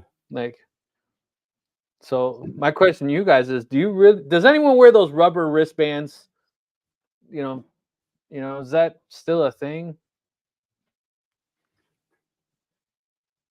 Yeah. I use crosshairs. Yeah, so Steve, Actually, Stephen, you're in Alberta or something, right? You're in Canada. I think he's in Oregon. Oh, Chris said, any new engraving trends you can suggest? Where do you live? it's kind What of a state hard do you one. live in? It's For going to make this, a you huge mean? difference. You know what I mean? Like you live in Florida on a beach. You know, that's going to be things. You know, you Oh, live in Oregon. Oregon. Okay. No, Stephen lives in Oregon. Well, you're going to have to come for a drive. Come to the East Coast.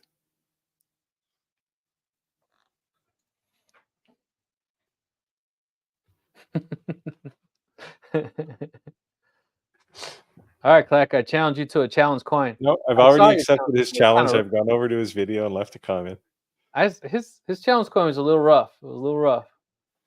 Yeah, but he only had a 20-watt comm marker, right? So it's the same as my challenge coin. It's not wonderful. And it's been kicking around on my desk here for a long time. But North Carolina. Chris is from North Carolina. Okay. I almost don't want to say it, but a lot of people in the rebel flag down there, you make those kind of ideas that you'd see people buy those. But the other question is, what type of laser do you have? Then that can give us some things.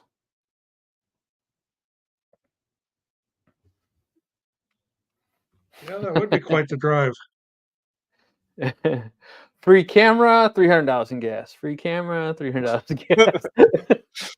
go electric. Hey, he'll give you the bro man hug. Like, all right, thanks for making the trip. Get out of here, making the soccer. Yeah, I'll give you a cup of coffee when you get here. Okay, so he has a X-Tool S1. I'm not familiar what model that is, guys. It's well, you can't see it off camera here, but it's the one beside my P2. That's a CO2 laser? No, it's a diode laser. Diode? How many watts is that? Mine's a 40. Mine's a 40, yeah. So you can make just about anything. Except anything acrylic. Well, anything that's not black acrylic, at least. Yeah. I saw a lot of people put it on the marketplace in your area, that sign that says F around and try out, find out. It looks like the ADT sign that people put at the edge of their driveway, but it said F around and try out. And I'm intentionally leaving some words out, but I'm sure you know what I'm talking about. I actually saw a lady post that in your area, and she sold like 3,000 on marketplace. She posted it, and I was like, what? So little small signs, something you can bang out quick. Something sarcastic that discourages your neighbors or keeps the kids off your lawn. Yeah, you're within range. You know what I mean? Do you have a warrant? You know, small little signs like the size of that sign that's like you'd see in the back of a car. It says "baby on board." Something small that you can bang out quick. I have to make a dog barking sign for my wife, and she's like the shoemaker's kids, right? She always goes, last in the queue. But it's because we have 2 Chihuahuas, and if somebody touches the doorknob, they just go ballistic. It's like, Yeah. I have an English Mastiff. She's like 126 pounds, and a Chihuahua. And someone that's comes to the quite a door. combination. Yeah, I know, right? But if someone comes to the door, the English Mastiff just quiet. You don't say a thing. And you got this little dog. Yeah. So, Chris, what do you think, man? What do you think on an input? I would say start with small signs. You can Yep. use some fairly inexpensive material. You can make some examples. And the cool thing is, too, is if you go to canva.com, they have a free version and a paid version. You can make a ton of signs and export in a high resolution, and they'll give you cool borders and make you do all kinds of artwork. And you can even type in signs and have all kinds of templates, and you can edit them. So that way that you don't necessarily have to make a bunch of them. You could just cut like your octagon or whatever you're going to make it, and then make a mock-up on it, and then just use examples. You make 50 signs and hope they sell versus make one and then make a mock-up of one. That's what I would suggest. Also look at Kittl. They have a free version, and they have tons of stuff for sign making. Yep. It's the one I use all the time now. I posted the name, and it's a German company. I'd actually never heard of that. Yeah. Let's check it out. They do so a lot of people on there do t-shirt designs too. And people post all kinds of templates. So if you want a t-shirt that's kind of like that one, but you want different colors or you want a different font or something, you can just take their templates and modify them. Cool. There you go. Make some signs. Cheap, easy, and easy to edit. Yep. There. Make these things. These crazy cake toppers. People seem to eat those things up. And I mean, the beauty is they need one every year because they always will lose one, right? So, so you can make those.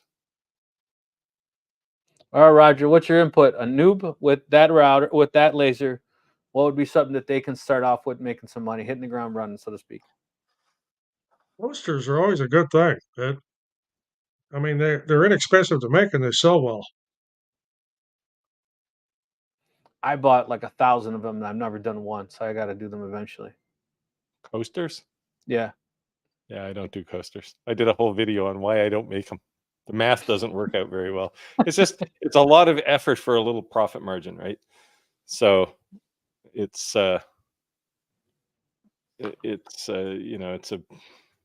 don't know. Some people there are people who make money on them, but it's just, if I'm going to work for if I want to make $1,000 I can make 1,000 coasters, or I can make one something else, right? I can make a CNC 3D relief, and I'll make $1,000. Yeah, I got you. Just to me, the coaster thing is like just another avenue for an existing customer. Yeah. So they're good add-ons. Right. It's like, oh, you spent $1,000 on my CNC relief, so here's a handful of coasters, right, to make you feel good. Right. Like I know a buddy of mine, Kevin Schuster. He owns a bar in Illinois. I was telling him, hey man, let me make you some coasters, something like that, So, and he's the one I'm actually going to be making those challenge coins for the union that you loved that country song on. Like I had mentioned, I just did 200 cork coasters for a coffee shop. And, I wasn't talking cork. I was talking granite. But yeah, cork. Yeah, you see, that's different because then you're doing custom work, right? You can make money on custom work. Yeah. Right. Yeah. And I don't make them one at a time. I do 12 at a time. Yeah. Nice one. Yeah, so there's always something. And then just remember that even if you do a job with the customer, you don't make a ton of money. The point is they're happy and they're going to come back for something more. So maybe you didn't make a ton on the first job, but they think you did a bang out job, and then they come back and then you hook, line, and sinker. You got them for the next, and they trust you. I make a lot of Lamacoid signs for electricians. the warning signs, the red with the white X on them. And I got one guy who he just keeps coming back. And the first time I made him some, I cut him a real deal, like basically material cost. And I told him, I said, this is, to seed the market, this is the free one. And then we start charging you.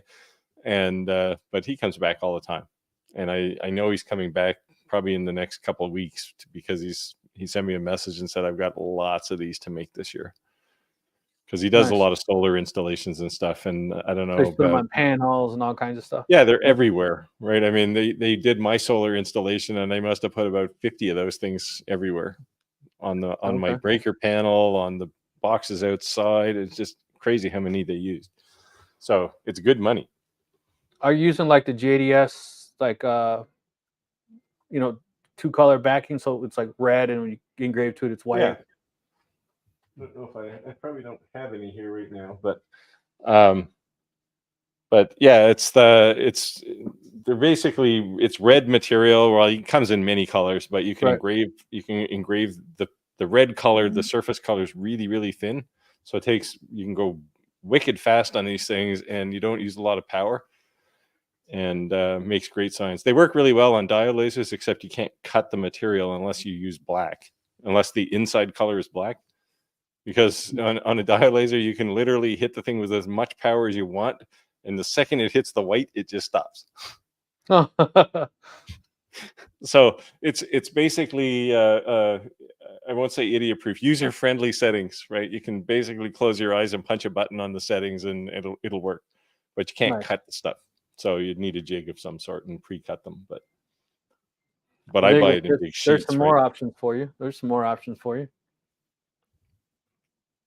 That's cool. Yep. Yeah, Roger. I think you talk to local solar and electrician people because they use a lot of these signs, and a lot of them are custom for the particular installation, right? So, so you can, I mean, you charge them for the material, you charge them for your time, you charge them for setup time, and you can make good money. Yeah, then you get bulk repetitive orders. Yep, for sure. I never even thought about that. A good friend of mine since grade school owns an electrical supply warehouse. I may say, "Hey, brother, do you need any of these by any chance?" Yeah, make some up. I mean, you already know what all the warning signs for electrical are. Yeah, it's a good idea. It's a good idea. Anybody else have any questions? Anything you want to know? Anything you want to see us do? Let us know. Let us know. We still got a lot of people here in the live, so stay alive. Make some comments. Let us know what you're thinking. I'm not going to sleep tonight because tomorrow I'm going to have to go carve a toothpick and show Clack.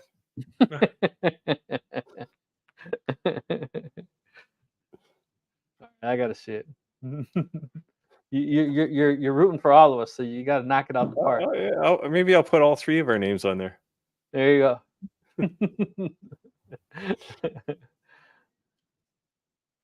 That's cool. Yeah, but there's not. You know what? I think that's great though. Like to push each other. Definitely. Well, here's something, it's not on our feed here, but it came across on my channel as a comment. What's the point of having a layout grid under your laser if you're going to use a honeycomb bed? Well, if you're not using the honeycomb bed, I mean, that's not a permanent thing on most lasers. You take it off and you got your layout grid. Put your honeycomb bed over the top and use your honeycomb bed. So there's 2 different purposes. So I don't often, but I have made one, and under my grid at the bottom, I have just a small piece of wood. I think it's like 21 inches or whatever, and there's a ruler on it. And then I took a finish nailer, a brad nailer, nailed it into the MDF that grid is cut into. So when I cannot see it, I at least have this ruler at the bottom of where my zero out is, right? So I know where my center is. And at worst case, I can take my piece of wood and push it all the way to the bottom and push it to the center, and I know where my center line is. Did you make the ruler? Yeah. That's why I said I don't normally do that. That's I've just found you get one of these rulers and you're working over in a drill press or something, it gets in the way and you drill a hole in it or something, or they get marked quite often. They get hit by lasers, so they're so nice because you can make these out of a scrap of material, and when they get screwed up, you don't weep. You just throw them out and you make a new one, right? So Yeah. this one I made on the P2 because I was arguing. I mentioned last week I was arguing with Xtool about accuracy. So I actually had to do some mental math to compensate to make this one accurate. Because over the span of a 12-inch ruler, I was out, I don't know, about 230 seconds probably, which doesn't sound like a lot, but I actually do the 3 for $1.25 at Dollar Tree. Get a pack of 3 for $1.25, and if I break it in half or mark it up or drill a hole in it or cut it in two on the bandsaw. Fun in that. And they're US and metric, so you got M&Ms on one side and inches on the other. I like this. This is like a cheater ruler. Yeah. Oh, it's nice. It's got the fractions. Yeah. So we're getting older. Down to tenths. I call it a dummy ruler. You know what I mean? I call it a dummy ruler, but I like that, and especially because like even with these, like the rulers they give you with them it's like, what the hell is this? They go like 1 through 9, what? I don't understand how they're what? That's metric. They start over and over and over again, and then they give you this millimeters. Huh? It's millimeters. I was like, what the hell, man? So I use this one when I do upholstery work. I use this one here. I got to start counting all these lines, and it just confuses the crap out of me. I'm dyslexic, and I'm squinting my eyes trying to read it. Too small, so I like that cheater ruler. Much more easy to read.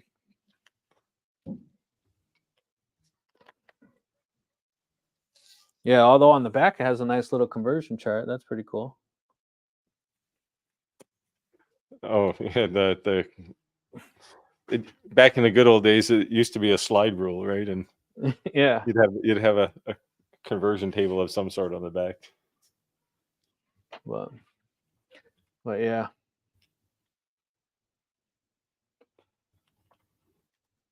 All right, guys. Let us know anything you want to know. Come on. We got a lot of people still hanging out in the live. You're hanging out for a reason, so let us know what you any questions?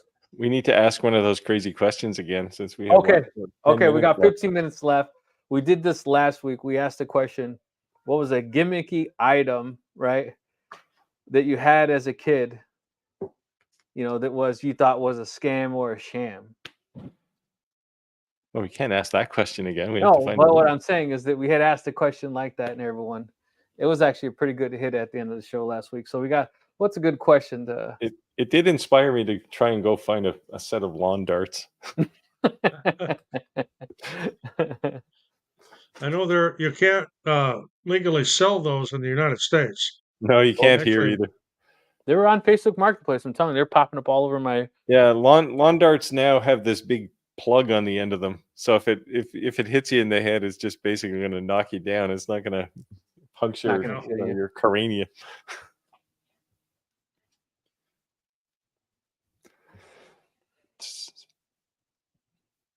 No! Didn't you come up with a crazy question? Come up with another one. Okay. The week before it was about cars, right? Which car would you want? Yeah, which is the car you wanted? I got a question. There's a ton of people in the live. What laser do you have? You're always asking us questions and advice. What laser do you have? If you guys tell us what kind of lasers you have, that can really, kind of inspire us and get us ready to content or different things we think that, would be something that you guys would like or useful to you guys. So this question, what laser do you guys have? It's a diode laser, CO2 laser, and what model do you have? That would be definitely some good input that would help us out. So do us a favor and drop those in the comments below. What lasers you guys have? While you're at it, some analytics. Yeah, exactly. Actually. Yeah, brand names help too. Kind of see what's popular with everybody. Oh, someone asked a question here. Can I engrave acrylic on my longer 510 watt? Black. Yeah, black acrylic, yes. Falcon 2. I like the dial, but I'm really looking into fiber. Yeah, fibers are pretty cool. They make interesting music when you use them too. It sounds kind of it's a bit mad scientisty when you're running a fiber laser because it's making all these weird noises. Soon enough, Steve. I got the question. Growing up, what type of bicycle did you ride? So I had a bike that I bought myself when I was about 8 at an auction sale. Got it for like $3, but it was really rough shape. So I found I was out riding it one day, and we lived on a highway, and you know those yellow stripes they paint in the center of the road. Yeah. I found 2 cans of spray paint that color just lying there. So my bike was glow in the dark or yellow spray paint, like it was that gold line color. It was amazing. So I had a really nice BMX bike, and for whatever reason, some kids decided to break my bedroom window out, go into my house, and steal my bike. I didn't have a bike for a long time, and when I finally got a bike, it was like you said, it was a hand-me-down special, a bunch of garage sale parts, and I built my own bike from the frame to the crank to the Jeez, everything. You lived maybe in a rough neighborhood. Yeah, we live in Illinois. My bike was a Schwinn Continental 10-speed with 27-inch wheels and a 27-inch frame. So if you weren't over 6 foot tall, you weren't going to ride it. You were like 7. I'm 6'3". I mean, I had no problem riding it. Most of my friends were, well under 6 foot, and none of them could ride my bike, which was fine. So I didn't have to loan it to anybody. I have a trike now. I've been wanting one of those trike battery powered bikes. So bad. That sounds Yeah, kind those- of they don't give them away. Nobody's offered to have me review one of them. I got an offer, but I told him I wanted his and hers. I said, because you no one's gonna buy one and then you don't get your wife one. That's just happy wife, happy life, right?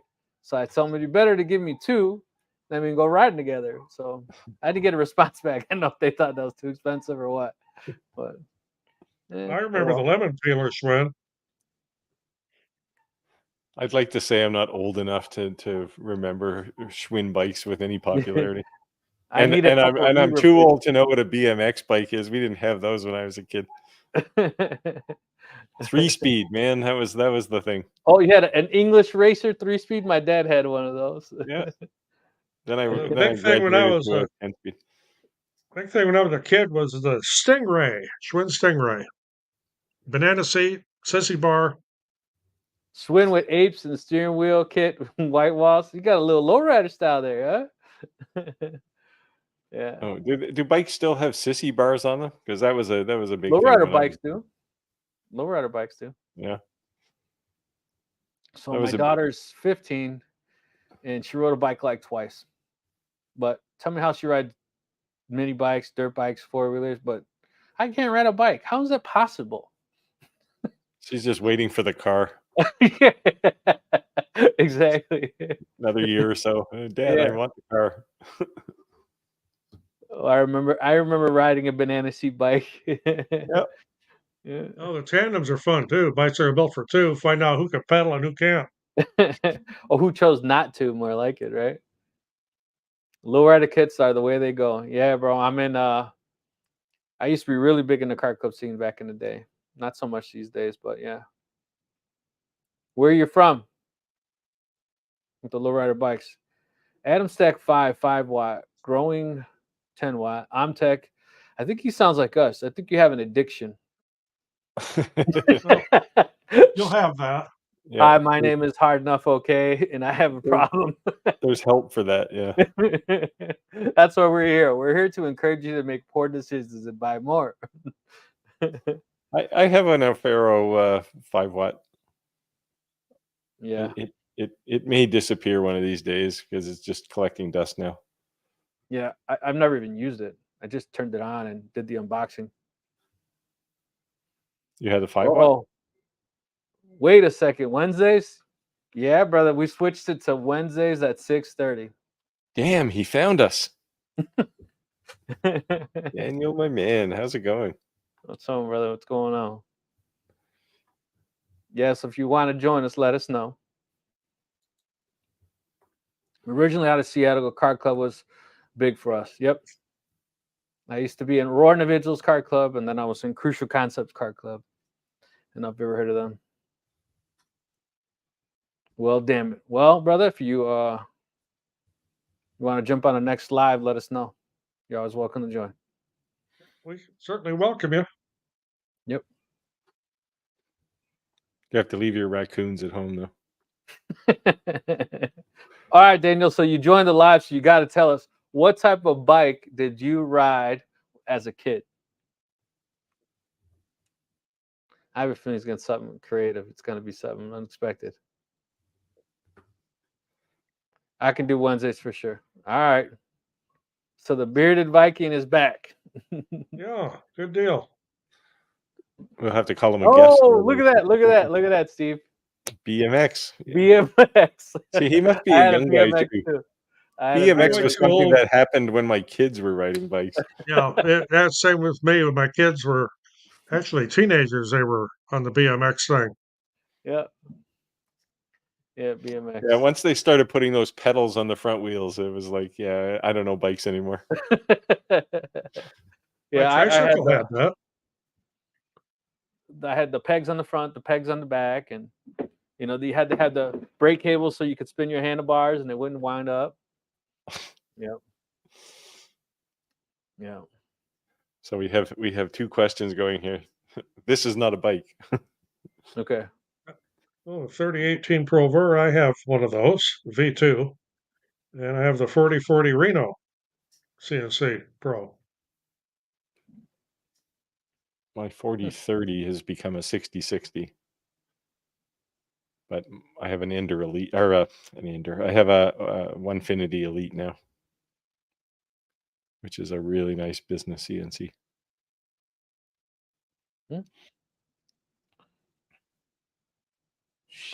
Shine was my first. Is that a familiar bike? with that one. That must be one of those Norwegian bikes. Oh, here he changed his mind. Sorry, Raleigh was my first. Am I pronouncing that correctly? Raleigh, yeah. Just like North Carolina. Yeah. Raleigh. JC Penney 10-speed. Yeah, man. JC Penney was a pretty cool store. One of my early jobs when I was still in high school was working for Montgomery Ward. And you got to be old to know who that is. And What I about worked in the Venture? Do you guys bicycle remember department. Venture? Do you guys Oh, have yeah. Venture? They used to have Venture around here. Yeah. Before that, it was called Turnstile. Yep. Well, I used to love Service Merchandise. You guys remember those stores? Didn't have we had them. those. We don't even have JC Penney's here. Actually, there might be one. What do you have? Canadian Tire. Oh God! Don't tell me about Canadian Tire. I hate going there. Canadian Tire. What's another store that's really big out there? American chains, though, you know, we got the usuals, the Home Depots, and certainly Walmarts. They're on every corner. But you don't have Tim Hortons coffee, though. No. Do you have Jimmy John's sandwiches? No. Oh man, you're missing out. They're freaky fast. That's their slogan. Yeah. I just like their commercials. Yeah, they're pretty comical, for sure. Yeah. How about a Jersey Mike's? I got those up in Canada. I think so.